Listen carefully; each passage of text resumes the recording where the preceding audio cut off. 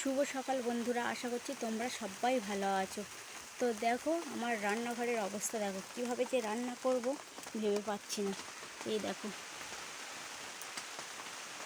রান্নাঘর ভেঙে পুরো পড়ে গেছে।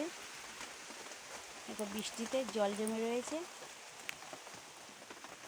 উনুন ভিজে গেছে, পাতা কাঠ সব ভিজে গেছে।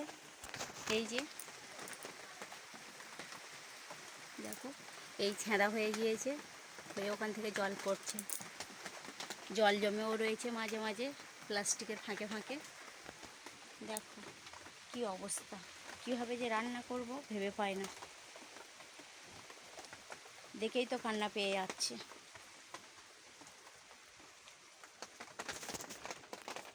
কীভাবে বৃষ্টির জল জমে রয়েছে দেখো, ঝাঁক করে উনুনটা চাপা দিয়ে রেখেছি।